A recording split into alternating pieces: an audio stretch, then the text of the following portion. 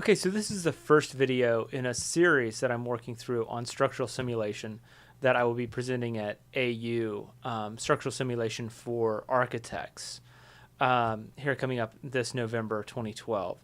And where I'm at on this architectural project that I'm working on is I've got a massing model created, and I'm sort of just getting into the project at this point. And I know what my forms are, I know where I kind of want it to go, but right now I need to start looking at actually what some of the loads are. So rather than employing a simple rule of thumb, such as, oh, a beam's depth is 1 inch versus the length. So if something is spanning 20 feet, it's 20 inches in depth. And that's sort of where I've been at in my structural design career as an architect, which is kind of a scary sentence.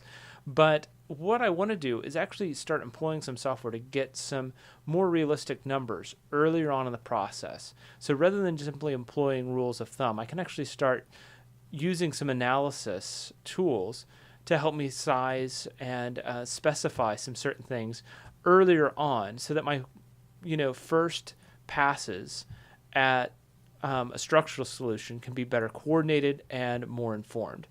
So I'm going to take this massing model. I'm going to start just by slicing a section just through this little portion, and we're going to take a look at that. So I'm going to go to my finished floor elevation, and I'm going to use my section tool, and I'm going to slice a section right through this piece. And then when I open up that section, I get a really simple diagram like this, again, because this is only a massing model. But what I want to be able to do now is I want to go ahead and create an image file of this that I can open up in a program called Force Effect on my iPad. So what I need is just a basic JPEG image file that I can send via email and open up in that piece of software on my iPad. So I'm going to go to the big R, print, and I'm just going to use the Qt PDF writer. I'm going to print my current window. I'm not going to worry about the size and scale right now, because once I transition this to a JPEG file, scale is kind of tossed out the window anyway. And I'll actually be able to set the scale inside of Force Effect. So I'm just center fit to page. It's an 8.5 by 11 page. All of that stuff should be fine. I'm going to say OK.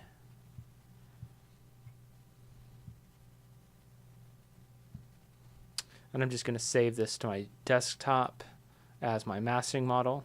I'm just going to put the word section in front of that so I can identify it. Then once I have that in Photoshop, I'm just going to go File, Open. I'm on my desktop. There's my section massing PDF file. And I don't need a remarkably high resolution. I think usually Photoshop tries to bring in a PDF at about 300 dpi. I'm just going to drop that to about 150 to keep the file size down.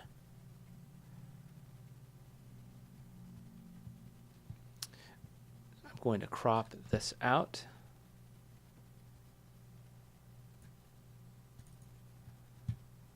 I'm going to flatten my layers. And I'm going to do a File, Save As, and I have JPEG selected as my file type.